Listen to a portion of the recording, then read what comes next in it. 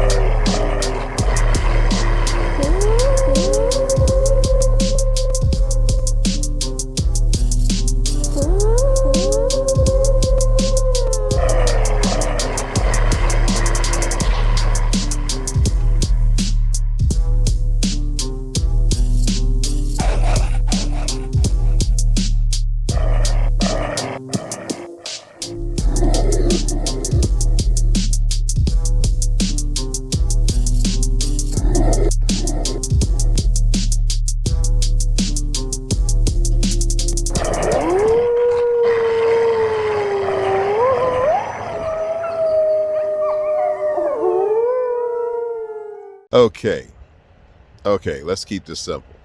I'm not big on people changing their names to Cherokee this, Anywhere that, Washitaw. I don't even know what the Washitaw are, but anyway, this is a video that's on orion.washitaw's page, right? But it's not his. It's your information, my information, all our information. I want you to listen to information and take from that what you can. All right? Don't worry about the name and this, that, and the other, but listen. Check it out, because all those people claim to be from the South, this, that, and they ain't got a damn thing to do with our history, the Republic, Confederacy, or nothing. They came here and fought us. We were betrayed, regardless of how you want to see it. A few cowards running in the ranks. But let's check it out. We've been lied to. The South was ran by black Confederates. 120 plus years of propaganda that the South was controlled by white men, and the few black men that fought for the South did so on behalf of their masters. This, of course, is a lie. In this video, I'm going to show you that the American Civil War was fought by black men and white men on both sides of the conflict. Okay, let me show you what I'm talking about. For those of you that don't know, the Confederacy included the states of Texas, Arkansas, Louisiana, Tennessee, Mississippi, Alabama, Georgia, Florida, South Carolina, North Carolina, and Virginia. Regarding the hierarchy of the Southern Confederacy, Jefferson Davis was the president and Alexander Hamilton Stevens was the vice president. The Confederacy was formed in 1861. However, on April 9, 1865, General Robert E. Lee surrendered his Confederate troops to Union General Ulysses S. Grant after 4 years of a costly and bloody war. All right, so I think this first article will blow your mind, so please pay close attention. I'm going to start off right at the top with the president of the Southern Confederacy, Jefferson Davis. Okay, so this article is from the newspaperarchive.com, Philadelphia Evening Telegraph newspaper, dated October 6, 1886, page 8, column 1. All right, so the title of this article is The Davis Family, the Residents in Canada, How the Members Live. So the article starts, Ottawa, CW, September 27th. After the late war, the Davis family, accepting Mrs. Davis, went to live in Canada, and they still live there. At the head of this family is Mrs. Howell, the mother of Mrs. Davis, and with her is a younger sister of the latter who is unmarried. The Davis family consists of 2 boys and 1 girl, all young, the eldest, a boy, not being over 14 years of age. With Mr. Davis, there's a young child not included in the above list. Mrs. Howell is a tall, stately old lady of about 60 years of age. She has brilliant black eyes, good features, and looks a little sallow from her age. Her hair is gray and still thick, and she wears nothing on her head. This gives her an air of dignity and simplicity. In manner, she is very affable and plain. Miss Howell, whose first name is Margaret, is a tall young lady of about 20 years of age. She has dark eyes, good features, and a clear olive complexion, with dark brown hair. In manner, she is pleasing, and there is a strong resemblance between her and her mother. The looks of both ladies are quite southern. Master Jefferson Davis is a fine boy of about 14 years of age.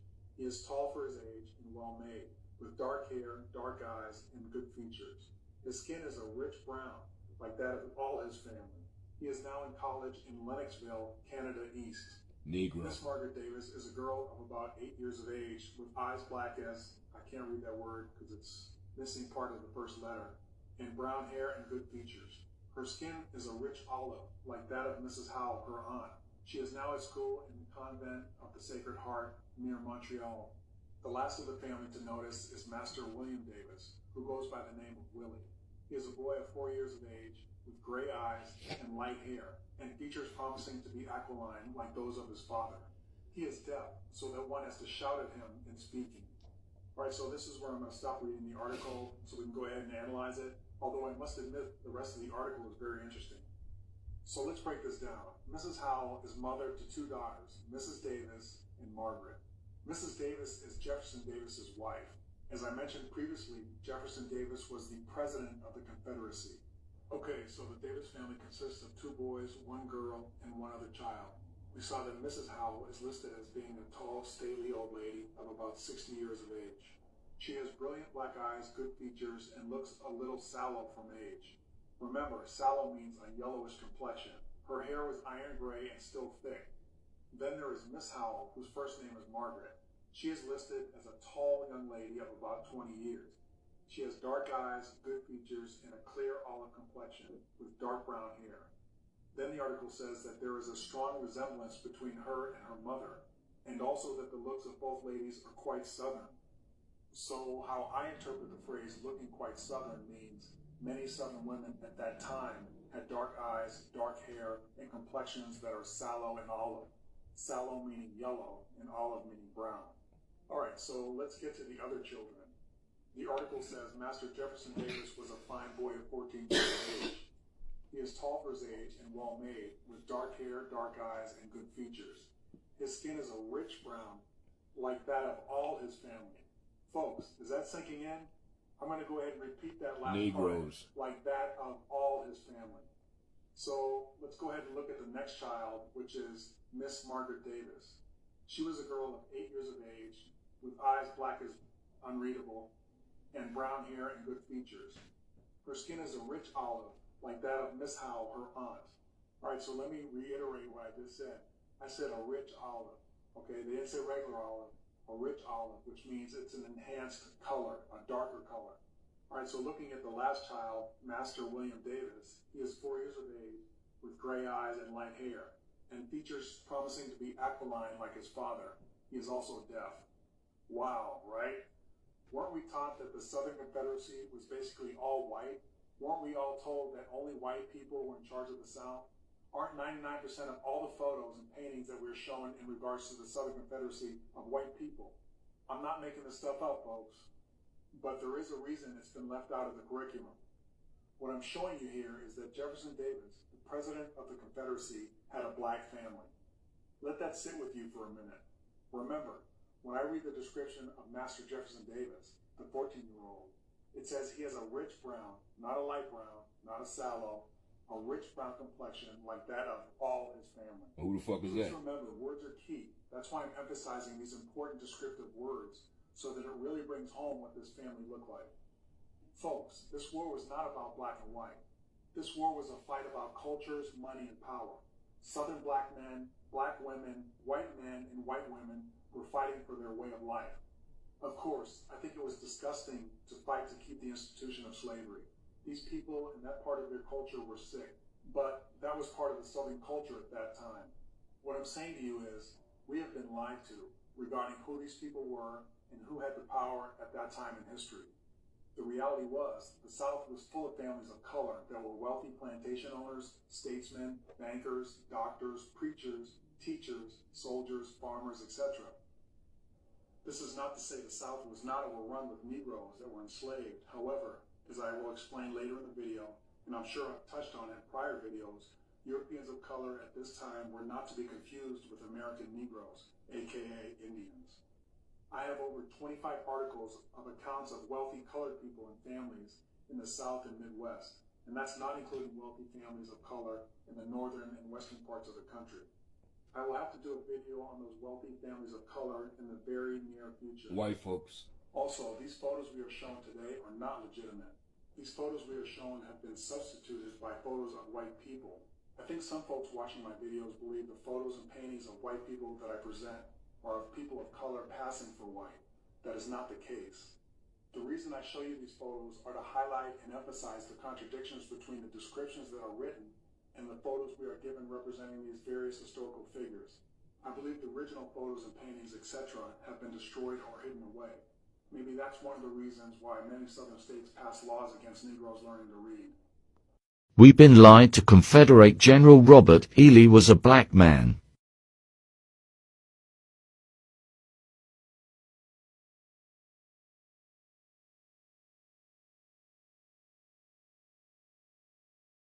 You might after this next article. Let's take a look at one of the most exalted Confederate generals, Robert E. Lee. So for this gentleman, and I say that loosely, we go to the United States of America Congressional Record. It's titled Proceedings and Debate of the 90th Congress, Second Session, Volume 114, Part 7, March 28, 1968 to April 9, 1968, by the Government Printing Office, Washington. Okay, so why did I read you that long title? I read it to you because this is the Congressional Record, an excellent primary source, and they are discussing Robert E. Lee's family line. So on page 8727, they are speaking about Richard Lee, who was the first Lee in America. He was the sixth generation ancestor of Robert E. Lee. Now, turning the page to 8728, it goes on to read, Richard's descendants prospered through the following century until the time of the Revolution. There were no more illustrious names in the annals of the new republic than the Lees, except that of Washington himself. Such Lees as Richard, Henry, Arthur, Thomas, William, Francis, and Lightfoot were men of station, ability, wealth, and integrity. Two were signers of the Declaration of Independence. The list of members of Congress, governors of Virginia, and other holders of public office was endless. Young Robert E. Lee grew up in the midst of this tradition. Robert E. Lee decided on a military career at a very early age. In fact, as a young boy, he decided he would go to West Point. He finally ended up there when he was 18 in 1825. When he entered West Point, he had brown hair, a dark complexion, gray eyes. He was 5'10" and weighed 180 pounds. Robert E. Lee was the son of Henry, Light Horse Harry, Lee of Revolutionary War renown. It was he who coined the patriotic phrase with reference to Washington, first in war, first in peace, first in the hearts of his countrymen. So we can see here that Robert E. Lee was described as having dark brown hair, a dark complexion, gray eyes, and he was 5'10" and weighed 180 pounds. So we can see that he's described with three main categories: dark hair, dark complexion, and gray eyes. That said, looking at photos of General Lee, where's the dark complexion? I don't see it. The real question is, where are all the real photos of all the people that I'm presenting? As I've said in other videos that I've made regarding people of color, Robert didn't develop this dark complexion on his own. It was obviously passed down by his father, mother, or both. All right, are you guys ready to continue down the rabbit hole? We've been lied to like a motherfucker. The South was ran by black Confederates. As I've said in other videos that I've made regarding people of color, Robert didn't develop this dark complexion on his own. It was obviously passed down by his father, mother, or both. All right, are you guys ready to continue down the rabbit hole? Here we go. Now, let's take a look at Alfred Lee. This article comes from the Chicago Tribune dated July 20th, 1868, page 2, column 4. All right, so this paragraph starts off, Alfred Lee, the wealthy colored man who lately died at Georgetown, D.C., was the half-brother of General Robert E. Lee, the leader of the rebel armies and the president of Washington College. So, did that get your attention? Not only was this man colored and wealthy, he was General Lee's half-brother. The Civil War ended approximately 4 years prior to his death. Folks, I'm trying to tell you something here with these videos. The information is right in front of us. We have been lied to. I know it's hard to digest, but it's in black and white. No pun intended, of course. Okay, heavy stuff, right? So let's keep going on to the next Southern Confederate of color. All right, so this article comes from the Philadelphia Inquirer, dated August 23rd, 1889, page 4, column 5. And this article goes on to read, a light, wiry, gray-haired little man with gray chin beard and a brown complexion registered at the Lafayette yesterday with his wife. The name he signed was James All Chalmers, Sardis, Mississippi. General Chalmers is pretty well known to the people of this country. He was a Confederate brigadier and a fire eater of the old regime. His connection with the Fort Pillow Massacre is historical and has often been a subject of congressional debate. General Chalmers represented the celebrated shoestring district of Mississippi for several terms as a Democrat, though the white voters were outnumbered by the colored 5-1. When he was left out by his old party, he managed to get the Republican nomination. He claims to have been elected, although his opponent got their certificate. The general will contest. So this article is describing James All Chalmers, who was a Confederate brigadier general from Sardis, Mississippi. The article describes General Chalmers as a light, wiry, gray-haired little man with gray chin beard and a brown complexion. Okay, so this man had gray hair and beard, yet his complexion is still brown. I hope you're hearing me. Again, he had a brown complexion, not light brown, not tawny or sallow, brown. Okay, there was one other thing in that article that I thought was very important. It mentioned that white voters were outnumbered by colored 5-1. To me, it sounds like a real motive for white supremacists to try to take over, because guess what? Colored people had the right to vote after the Civil War, and they were going to get outvoted every time. So what do you think they did? And this outnumbering in Sardis, Mississippi was not exclusive to them. It was all over the South. So in response, they formed the White Leagues and the KKK. Now, unfortunately, I can't get into this right now, but I will be doing a video addressing this very issue. All right, so let's keep marching on to the next Confederate general. All right, so this article is from the Cumberland Daily Times, dated May 18, 1887, page 3, column 5. This article is titled General Joe Wheeler, His Reminiscence of the Fall of the Confederacy. And the article starts off, I had a chat with General Joe Wheeler the other day. He now represents one of the northern congressional districts of Alabama in the House of Representatives, and he is one of the most striking characters in the South. He is short and slim, nervous and wiry, and he does not weigh, all told, over 125 pounds. He has black hair, a dark complexion, bright black eyes, and a full black beard, into which the gray is fast creeping. He dresses in dark clothes and wears his Prince Albert coat buttoned tightly around his little frame, making it look smaller than ever.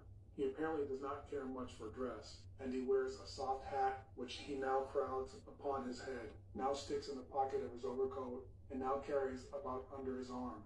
He is a very popular man among his fellows, has nothing of the snob about him, and is as pleasant a conversationalist as you will find among public men. So, as you can see, General Wheeler was described as a short and slim, nervous and wiry.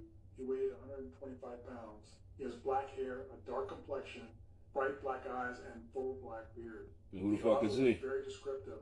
Black hair, dark complexion, black eyes, and beard. Note that complexion is in its own category.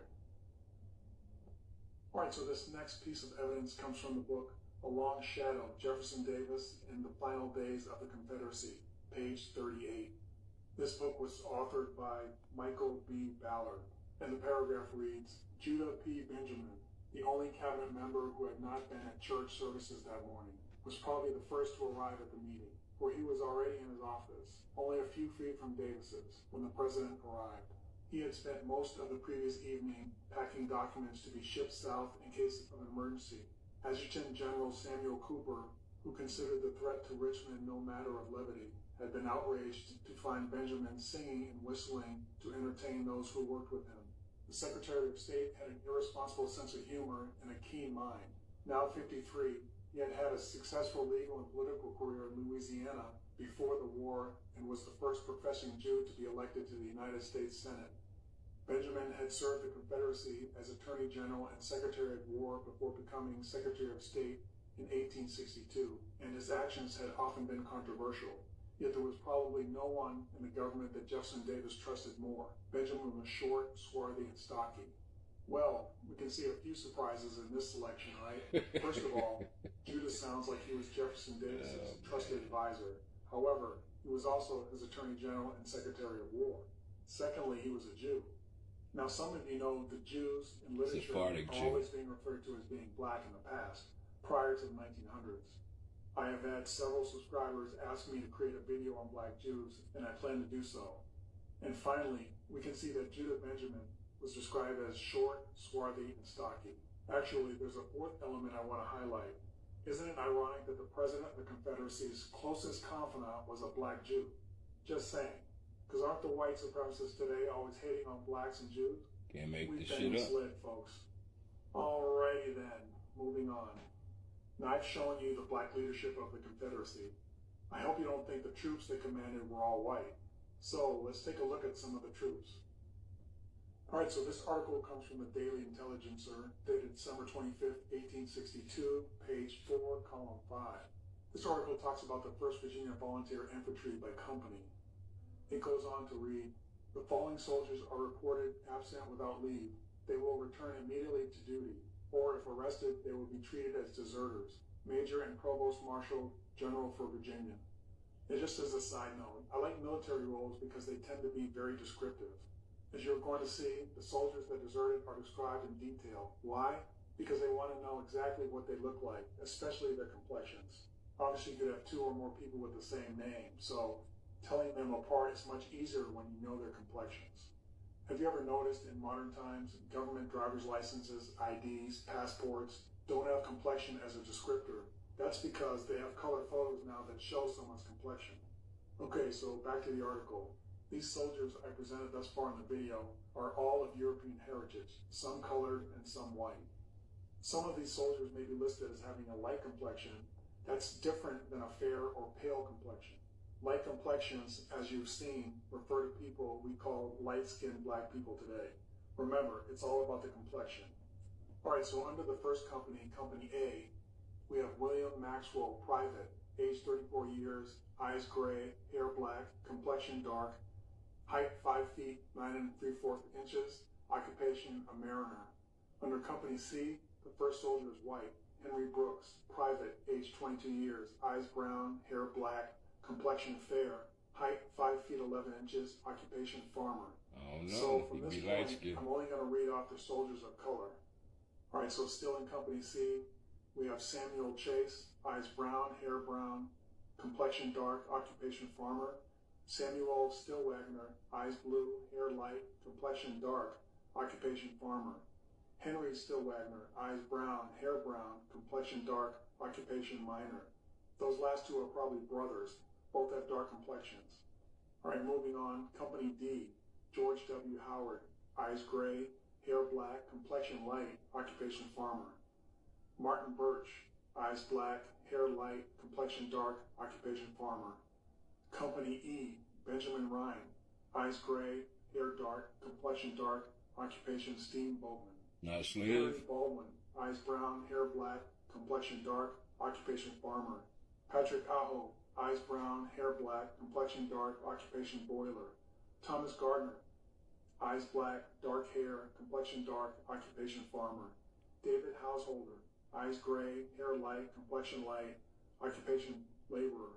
James Cahoe, eyes brown, hair brown, complexion dark, occupation boiler. Where the free slaves at? Blue eyes, hair auburn, complexion light, occupation cooper.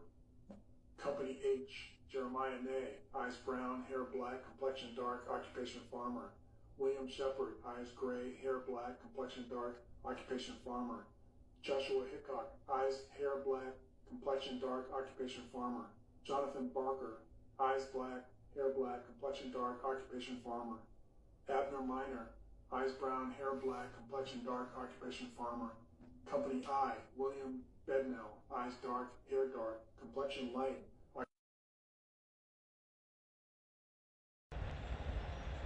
Ah, there it is. Well, what do you think about that? I would really appreciate that y'all leave your thoughts in the comment section, and I'll respond to them with due diligence. All right?